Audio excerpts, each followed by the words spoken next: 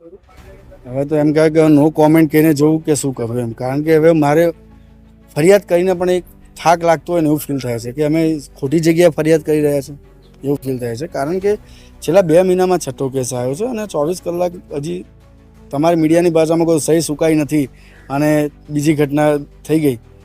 અને વોર્ડ ઓફિસમાં 3 layer system જે અમે રાખી છે ડોક્યુમેન્ટ વેરિફિકેશનની. એક વાતનો આનંદ પણ છે કે અમારા જે ઓપરેટર છે એ લોકોની સક્રિયતા વધારે છે, કારણ કે ઓપરેટર જે અમારે અહીંયા જે બેઠેલા છે અલ્પિતાબેન છે અને માનસીબેન છે, એ લોકોની સક્રિયતા અને સતર્કતાને કારણે જ આ બહાર આપી છે. એમને તરત જ એમાં 3 લેયર સિસ્ટમમાં ફર્સ્ટ લેયરમાં જ એમને જે ડોક્યુમેન્ટ જોઈ ફોટો વોટ્સઅપ કરી દીધો સેકન્ડ લેયર માટે, અને એમની અંદર જ લખ્યું કે સર આ બહારનું છે, આ વડોદરાનું લખે છે પણ આ ખોટું છે, કોર્પોરેશનનું લખે છે, કોર્પોરેશન બર્થ સર્ટિફિકેટ નથી. કારણ કે વડોદરા કોર્પોરેશનનું બર્થ સર્ટિફિકેટનું ફોર્મેટ ફિક્સ જ છે, બધા જાણે છે. અને એના લીધે જે અમારી પર આવ્યું, જ્યારે અમે એને સેકન્ડ લેયર માટે બર્થ એન્ડ ડેટ ડિપાર્ટમેન્ટના હેડ છે હસમુખભાઈ, એમને અમે મોકલ્યું તો એમના દ્વારા પણ પૂર્તતા કરવામાં આવી કે આ ભાઈ ખોટું ડોક્યુમેન્ટ છે. જેથી કરીને અમે અમારા ડેપ્યુટી કમિશનર જે છે આધાર કાર્ડના નોડલ રાજપૂત સાહેબ, એમને અમે ટેલિફોનિક જાણ કરી, એમના દ્વારા કહેવામાં આવ્યું કે તાત્કાલિક 100 નંબર ડાયલ કરો, પોલીસ ફરિયાદ દાખલ કરી.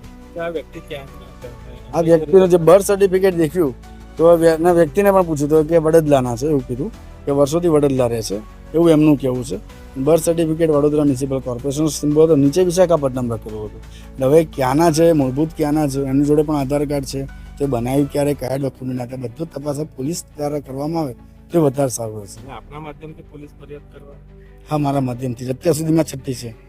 હવે પોલીસ હવે ત્વરિતતાથી એક્શન લે તો સારું, પકડાતું રહેશે ત્યાં સુધી ફરિયાદ દાખલ કરતો રહીશ. કંઈ કહેવાય નહીં, પણ અમે હિંમતથી કામ કરતા રહીશું. મૃત્યુ તો એક દિવસ આવવાનું જ છે. મૃત્યુથી ડરીને સત્યનો સાતો નહીં છોડે ને. દેશની સુરક્ષાનો વિષય છે, દેશનો નાગરિક પહેલો છે. બોર્ડર ઉપર સૈનિકો લડે છે, હું દેશની અંદર લઈને દેશ માટે લડું છું.